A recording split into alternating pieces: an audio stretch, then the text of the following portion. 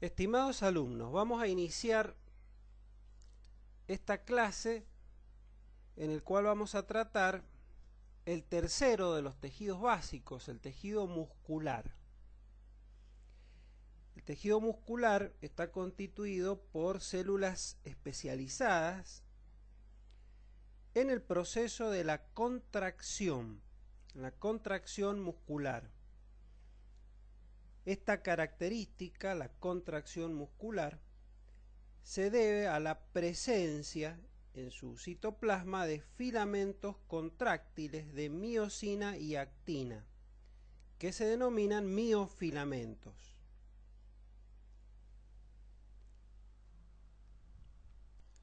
De acuerdo al ordenamiento de los miofilamentos contráctiles, podemos clasificar al músculo en músculo estriado, dentro del cual tenemos al músculo estriado esquelético.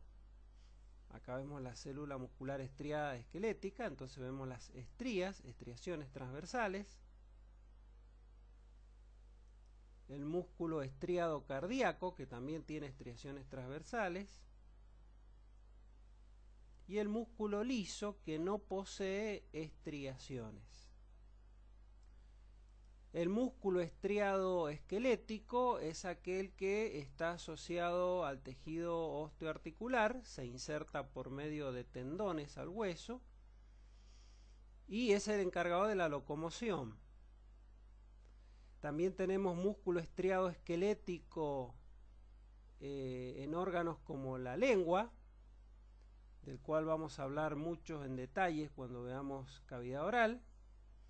Y también hay músculo estriado esquelético en el tercio superior del esófago.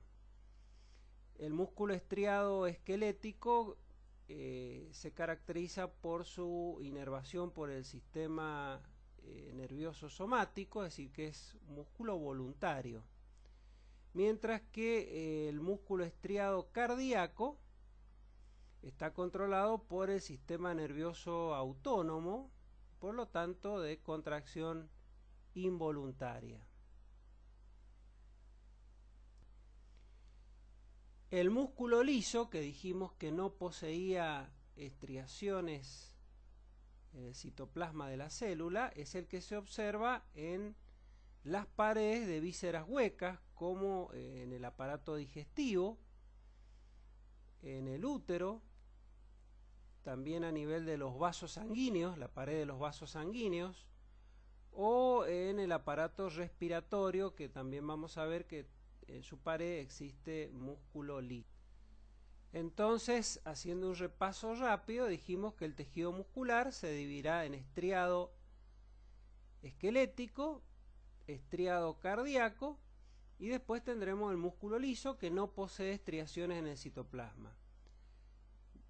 El músculo estriado esquelético es un músculo voluntario de contracción rápida, mientras que el músculo cardíaco es involuntario y se caracteriza por sus contracciones rítmicas, ya que es manejado por el sistema nervioso autónomo, y eso le otorga la frecuencia al músculo cardíaco. Y el músculo liso, que no posee estriaciones en el citoplasma celular, es de contracción involuntaria y es muy lento en su contracción comparado con los otros tipos de músculo. Y también es inervado por el sistema nervioso autónomo. En cuanto a las características específicas de las células, la célula muscular estriada esquelética se caracteriza por ser una célula larga, puede medir varios centímetros y es una célula que es polinucleada. Y los núcleos, como alcanzamos a ver acá en la imagen, se ubican en la periferia. Entonces, repetimos sus características. En un corte longitudinal es una célula con estriaciones en el citoplasma, acá vemos las estriaciones, polinucleada, con núcleos ubicados en la periferia de la célula. Y ya dijimos sus otras características, es decir, su contracción voluntaria y rápida. En el corte transversal, que lo vemos acá en el costado, vemos que el núcleo se ubica siempre en la periferia. Y en cada célula, las células musculares también se las denomina fibras musculares. En cada célula o fibra muscular pueden aparecer uno o más núcleos periféricos, ya que son células multinucleadas, porque se originan a partir de la fusión de varias células primitivas denominadas mioblastos. El otro tipo de célula estriada es la célula estriada cardíaca, que tiene como característica principal de que también posee estriaciones transversales en el citoplasma, pero no es multinucleada, sino que en general posee un solo núcleo ubicado en el centro de la célula. Cuando lo vemos en el corte transversal, vemos que el núcleo se ubica en el centro de la célula o fibra muscular. Y otra característica importante, que lo veremos cuando veamos esta célula en detalle, es la presencia de uniones entre las células musculares cardíacas que se denominan discos intercalares. Y por último, la célula muscular lisa, que se caracteriza por tener forma alargada o ahusada, con los extremos afinados, poseer un citoplasma que no tiene estriaciones y presentar un núcleo único y central. Cuando lo vemos en un corte transversal a la célula muscular lisa, vemos que el núcleo se ubica siempre en el centro. Si prestan atención al detalle del dibujo, algunas células no se ve el núcleo. Esto es porque el corte pasa por una zona donde no está el núcleo. Puede ser por un extremo, como se ve ahí en las células más finitas.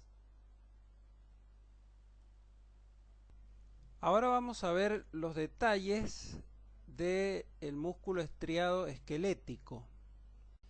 La célula muscular esquelética o fibra muscular se caracteriza por ser una célula alargada, dijimos que puede medir varios centímetros, y está envuelta por una membrana plasmática que se denomina sarcolema.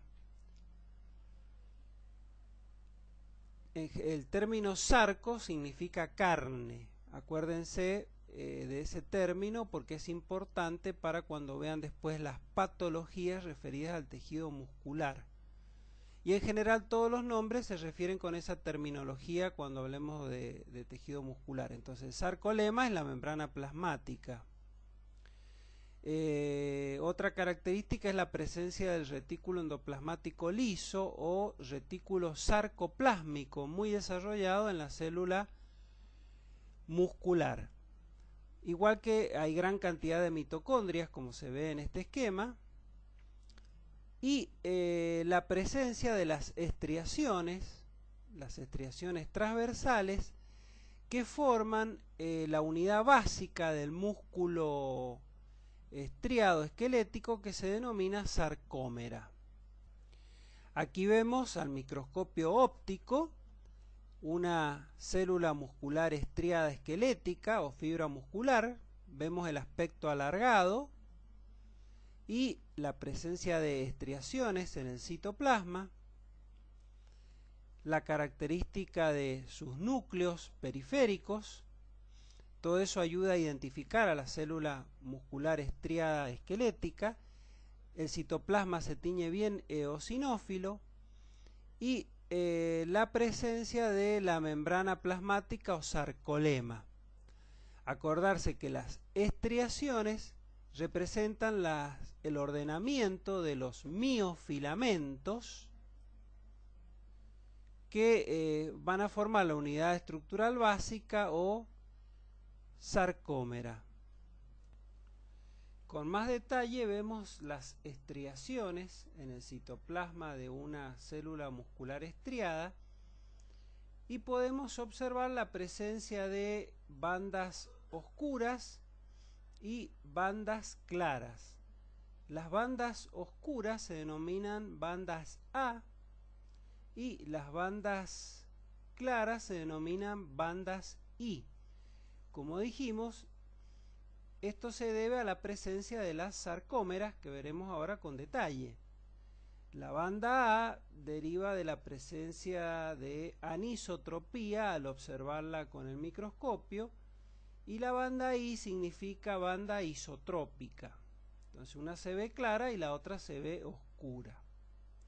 Y vemos acá marcada por la flecha la línea Z, que va a ser importante porque va a ser la que va a delimitar las sarcómeras. Al microscopio electrónico de transmisión podemos ver las bandas claras que se observan acá, que son las bandas I o isotrópicas, y las bandas oscuras o bandas A, que significaba anisotrópica.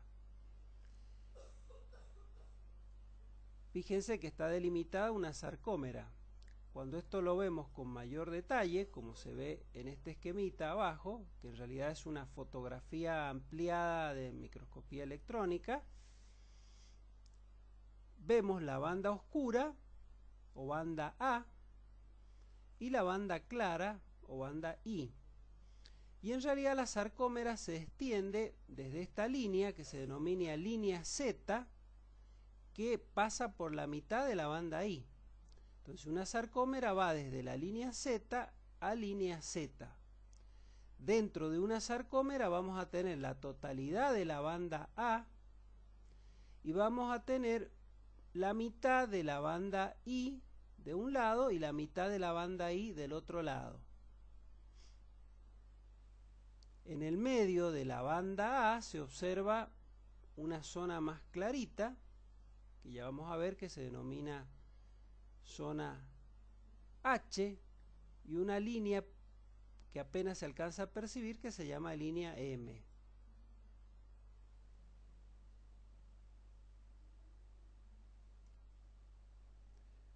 Con más detalle podemos observar la microscopía electrónica que una sarcómera va desde una línea Z a una línea Z que se ve bien oscura,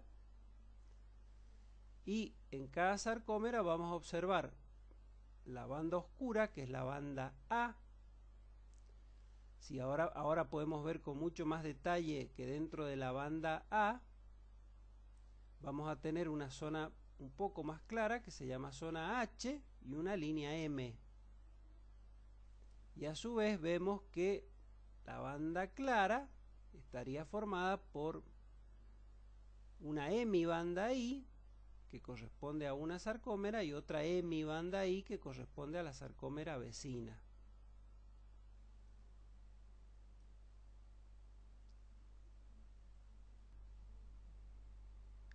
Como vemos entonces, una sarcómera que va desde la línea Z hasta otra línea Z, esta es una sarcómera, se acopla a la sarcómera vecina y forma esta estructura alargada que se denomina miofibrilla.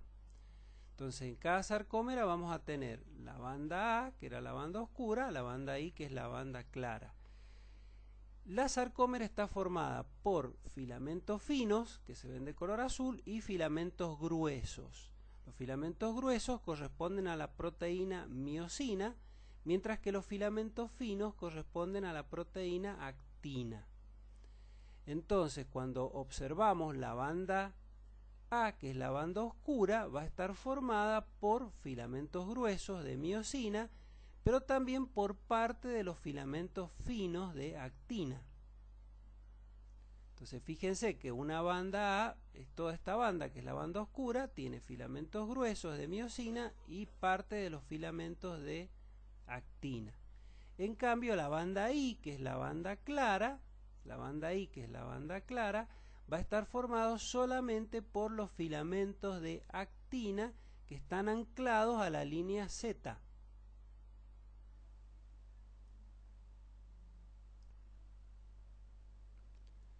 Acá tenemos el esquema de una sarcómera, desde línea Z hasta línea Z, los filamentos finos de actina y los filamentos gruesos de miosina. En realidad el filamento fino, este es el filamento fino y este es el filamento grueso. El filamento grueso es filamento de miosina, que es una proteína, que tiene una estructura que parece un palo de golf, que es la cabeza de la miosina y es la que va a intervenir en la contracción muscular.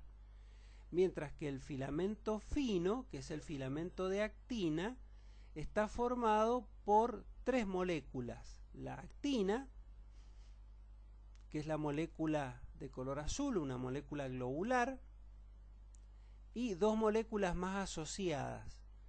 Una que es este hilito largo que se llama tropomiosina, y esta pequeña molécula triple que se llama troponina o complejo troponina. Se llama complejo troponina porque está formado por la troponina I, la troponina C y la troponina T. Entonces el filamento fino, acuérdense que es una estructura triple, ya que está formado por la actina propiamente dicha y dos moléculas asociadas, que es la tropomiosina y el complejo troponina, troponina I, troponina C y troponina T.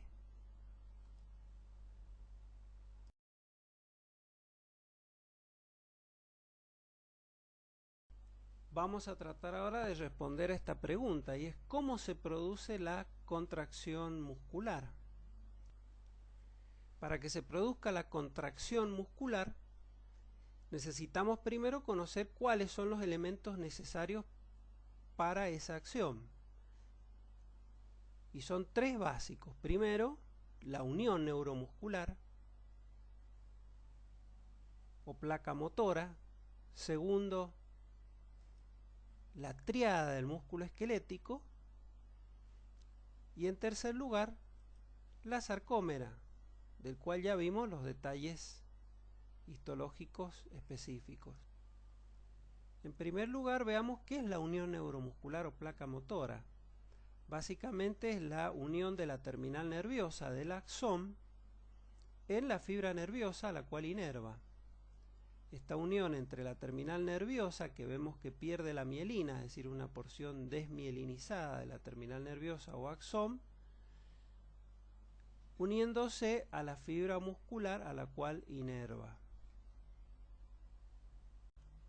Acá lo vemos en detalle en una microscopía de barrido, la terminal nerviosa uniéndose a la fibra muscular, y esto conforma la unión neuromuscular o placa motora, que ahora vamos a ver en un esquemita, en un detalle, cómo funciona. Entonces, la placa motora está formada por la terminal nerviosa, el axón desmielinizado, la célula muscular, acá vemos una porción de la célula muscular, y entre las dos queda un espacio que se denomina espacio sináptico.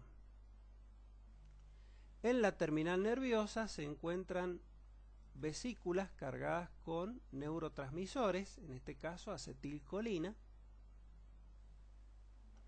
y en la célula muscular se encuentran sobre la membrana plasmática o sarcolema los receptores de acetilcolina.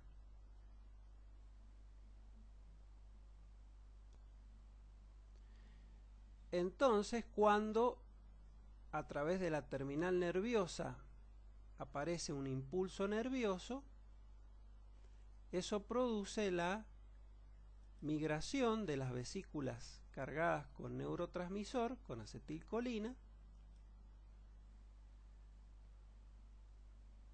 hacia la membrana presináptica,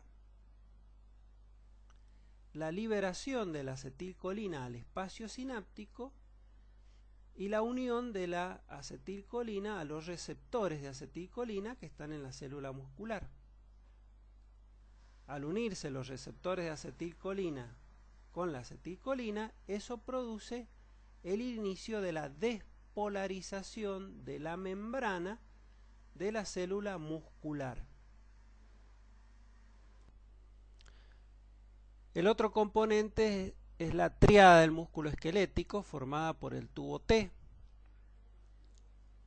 El tubo T es la membrana plasmática de la célula muscular, el sarcolema, que se invagina formando una especie de tubo, por esto se denomina tubo T, y el retículo sarcoplásmico.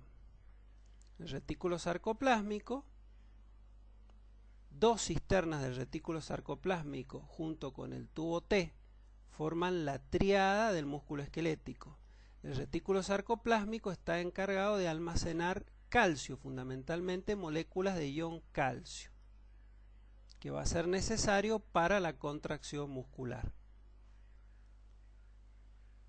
Cuando el estímulo nervioso alcanza a través de la acetilcolina al sarcolema, se produce la despolarización del sarcolema y esta despolarización avanza a través del tubo T hacia la profundidad de la célula muscular. Como avanza por el tubo T y el tubo T está en contacto con el retículo sarcoplásmico, esto produce también la despolarización del retículo sarcoplásmico y la salida de calcio del retículo hacia el citoplasma, y el calcio se va a dirigir hacia la sarcómera. En este resumen vemos cómo el impulso nervioso que alcanzó el sarcolema produjo la despolarización de la membrana del sarcolema, se extendió al tubo T, de acá el retículo sarcoplásmico. Esto produjo la liberación de calcio del retículo sarcoplásmico y el calcio se dirigió hacia la sarcómera, donde va a ir directamente hacia el filamento fino de actina y se va a unir al complejo troponina. El complejo troponina normalmente bloquea los sitios de unión entre el filamento grueso y el fino. Cuando el calcio se une al complejo troponina, la troponina deja libre los sitios de unión para la miosina y de esa manera la miosina se une al filamento fino y se inicia el movimiento de contracción de la sarcómera, en el cual se produce un deslizamiento del filamento de actina sobre el de miosina. Básicamente en eso consiste la contracción, en el deslizamiento de los filamentos finos sobre los gruesos.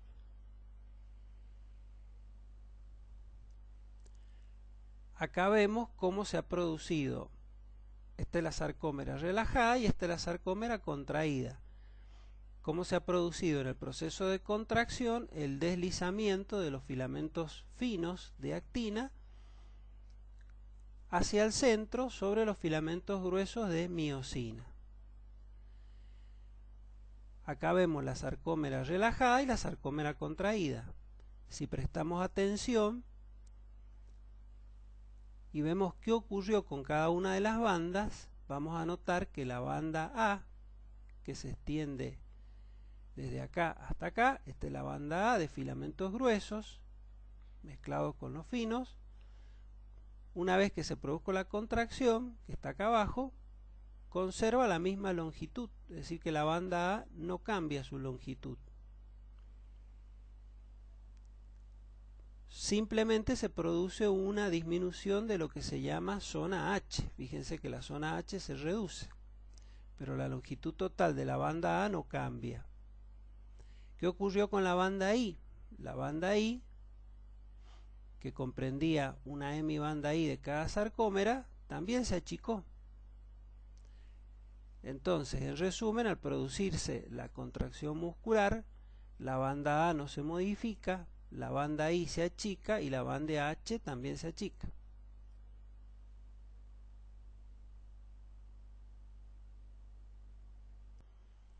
Y en estas dos diapositivas vamos a ver un resumen general del proceso de contracción.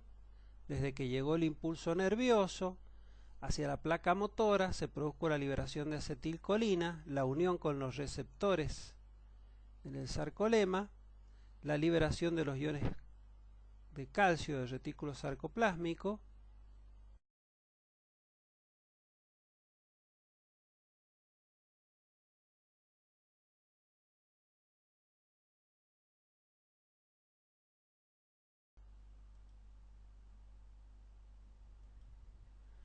y la unión del calcio con la troponina, eso dejaba libre los sitios de unión de la actina con la miosina. Y por último, al quedar libre la miosina, se producía el deslizamiento de los filamentos finos sobre los gruesos, y eso llevaba al resultado final, que es la contracción muscular.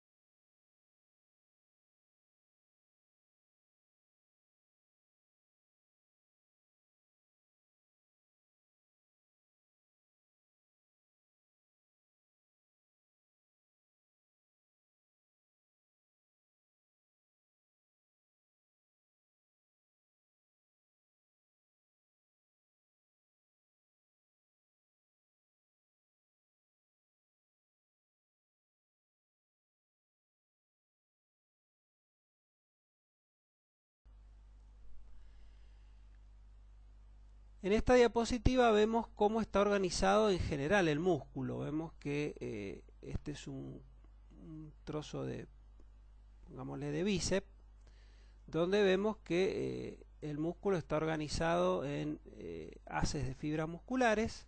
Cada una de las fibras musculares es una célula muscular o fibra muscular, en este caso son sinónimos, y dentro de cada fibra muscular había miofibrillas, y cada una de las miofibrillas tenía miofilamentos gruesos y finos.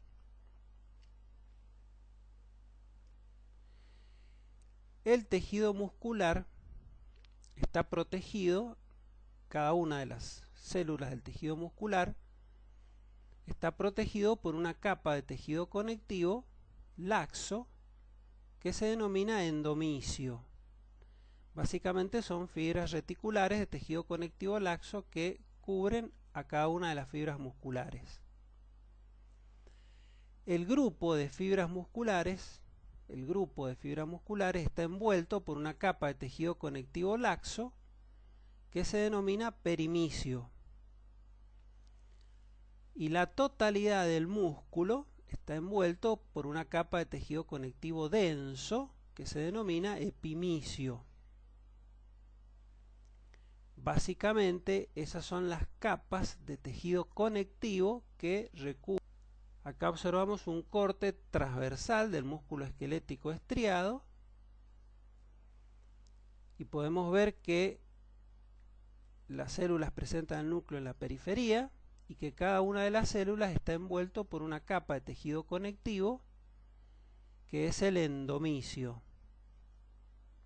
Por fuera del endomisio, el grupo de células o fibras musculares está envuelto por el perimisio, que también es tejido conectivo laxo, pero que envuelve al grupo de células musculares. ¿Qué ocurre, como en este caso, con este pesista que levanta un gran peso que supera su capacidad osteomuscular? Se le producen grandes desgarros a nivel del músculo. El músculo en cierta medida está preparado para evitar que esto ocurra. Posee una serie de elementos denominados receptores, y dentro de ellos hay uno que se ubica dentro del músculo que se llama huso neuromuscular, que vamos a utilizar como ejemplo. Hay otro ubicado en los tendones que se llama órgano tendinoso de Golgi, que cumple función similar. Ahora veamos el ejemplo de este pesista que se lo ve mejor preparado, que tiene buenos usos neuromusculares. Aquí vemos un uso neuromuscular que es un receptor intramuscular que tiene una cápsula que envuelve el receptor, y dentro de esa cápsula se encuentran una serie de células musculares modificadas que estas células musculares modificadas pueden tener un ensanchamiento en el centro y todos los núcleos ubicarse ahí en el centro como si fuera una bolsa, o todos los núcleos ubicarse así en forma de hilera. Estas son las células receptoras específicas y como vemos, estas células están envueltas por una terminal nerviosa, que es una fibra nerviosa aferente que lleva información al sistema nervioso central y le indica el estiramiento que puede sufrir el músculo. Entonces, cuando ese estiramiento va a ser dañino para el músculo. De vuelta observamos el uso neuromuscular, un receptor capsulado, dijimos, con las células musculares modificadas para actuar como receptores. Acá observamos el ensanchamiento donde se ubican los núcleos o los núcleos ubicados en hilera y la fibra nerviosa aferente que envía información al sistema nervioso central. Y por otro lado, fibras nerviosas eferentes que corresponden a motoneuronas alfa, encargada de controlar la contracción de las fibras musculares ordinarias o extrafusales.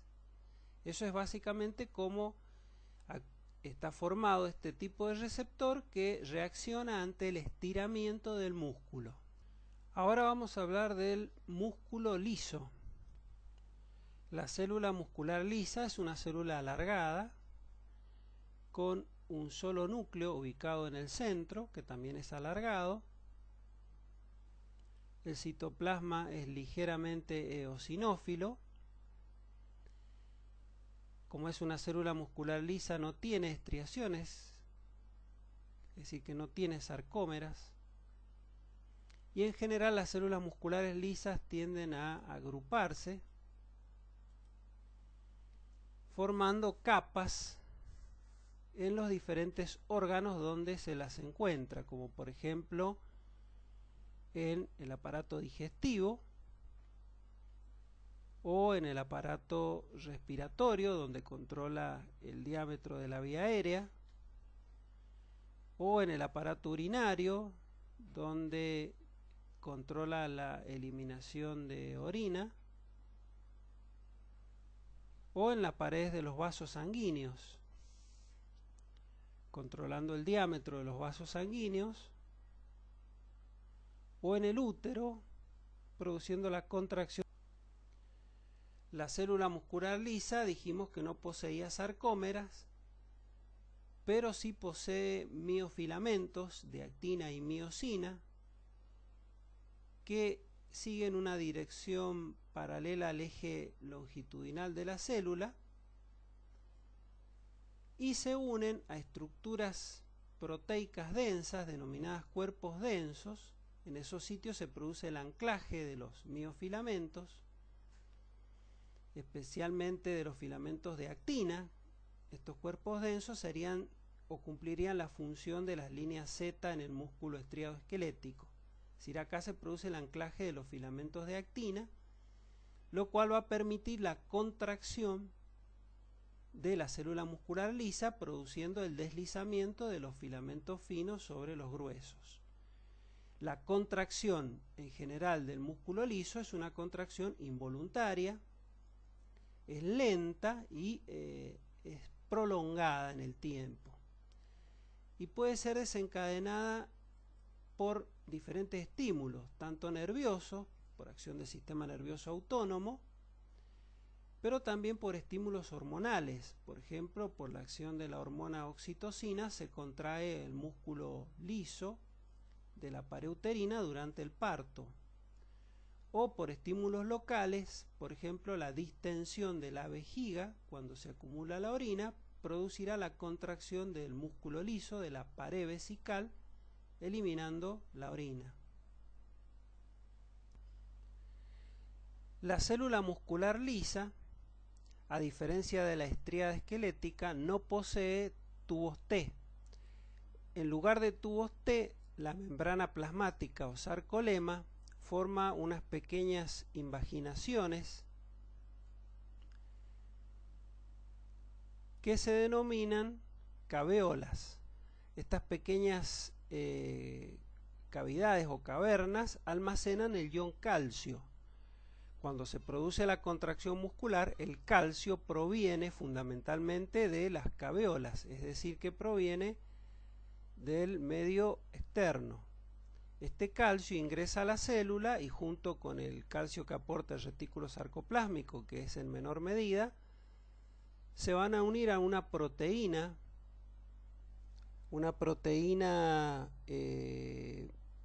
ligadora de calcio que se llama calmodulina y forma un complejo calmodulina-calcio.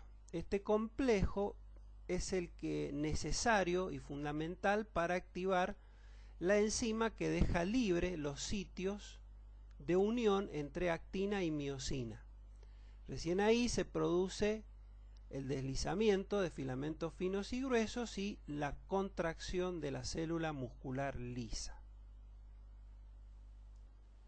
Acá observamos un corte de una pared del intestino delgado y vemos la capa muscular del intestino delgado, y si prestamos atención vamos a ver esta capa que es la capa muscular interna del intestino delgado y esta capa que es la muscular externa. En la muscular interna, en esta capa, la célula muscular lisa aparece en forma longitudinal. Esta capa se llama también capa circular porque hace una circunferencia alrededor de la pared intestinal. La célula básicamente es una célula alargada, con el núcleo alargado, y como dijimos, se agrupan numerosas células formando una capa entera. En el costado, acá observamos la capa muscular externa, pero en este caso el músculo está cortado, el músculo liso está cortado en forma transversal, por eso vemos el aspecto redondeado de la célula con el núcleo más oscuro en el centro de cada una. Les recuerdo que en una diapositiva anterior les expliqué que a veces veíamos células en las cuales se observa solamente el citoplasma y no vemos el núcleo. Esto es porque el corte en ese caso pasó por el extremo de la célula donde no había núcleo. A mayor aumento podemos ver bien claro una célula muscular lisa individual con el núcleo alargado, como vemos acá en la capa circular interna. Y acá vemos el corte del músculo liso en forma transversal y se nota bien el aspecto circular de la célula con el núcleo en el centro único. Y algunas células donde solamente se ve el citoplasma vacío sin el núcleo por el fenómeno que les expliqué anteriormente.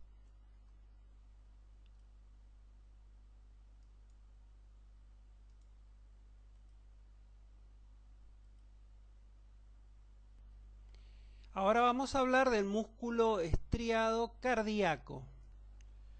La célula muscular cardíaca es una célula muscular estriada, es decir que posee estriaciones en el citoplasma que están formadas por supuesto por sarcómeras. Otra característica es que poseen un núcleo central único, aunque en algunas células se puede llegar a encontrar excepcionalmente dos núcleos, pero lo normal es ver un núcleo central. Y el otro elemento importante es la presencia de uniones entre las células musculares cardíacas denominadas discos intercalares. Estos discos intercalares tienen la formita de una escalera, por eso también se llaman uniones en escalera. Acá lo vemos bien, el disco intercalar, que une una célula con la otra. Acá observamos una imagen del músculo cardíaco, del miocardio.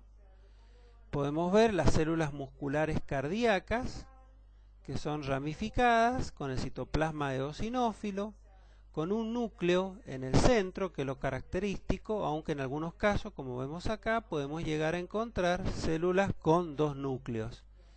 Y lo característico es la presencia de estas pequeñas líneas que se ven ahí, que corresponden a los discos intercalares que unen una célula cardíaca con la próxima. Acá vemos bien el disco intercalar o unión en escalera.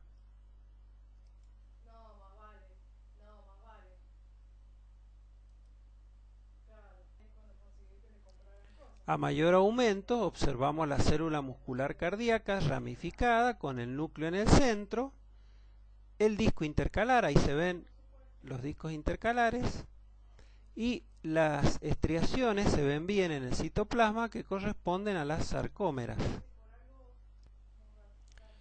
Los discos intercalares, como vemos acá, están formados por dos tipos de uniones.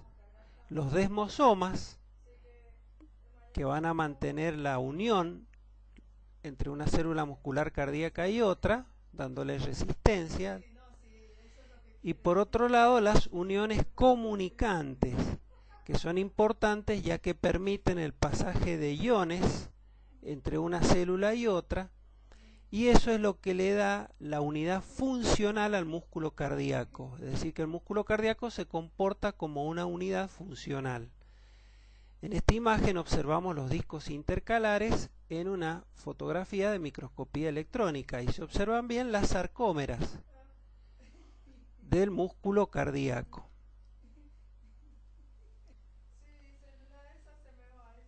Entonces, la célula muscular cardíaca, haciendo un repaso, se caracteriza porque es una célula ramificada, con un solo núcleo en el centro. Eventualmente pueden llegar a haber células con dos núcleos. La presencia de los discos intercalares, con los dos tipos de elementos en el disco intercalar, el desmosoma y la unión comunicante. Y acordarse que la contracción de la célula muscular cardíaca es involuntaria, manejada por el sistema nervioso autónomo, es rítmica y se comporta como una unidad funcional. Otra característica o como detalle es que tiene tubos T, la membrana del sarcolema forma tubos T, que están en relación con las cisternas del retículo sarcoplásmico, pero generalmente con una sola cisterna del retículo sarcoplásmico, es decir, que no hay triadas sino diadas.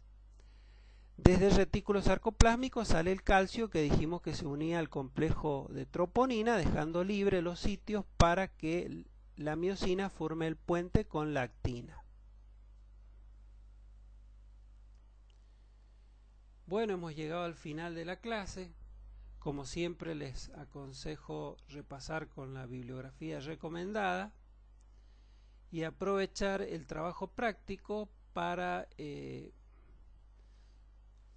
solucionar algunas de las dudas que puedan tener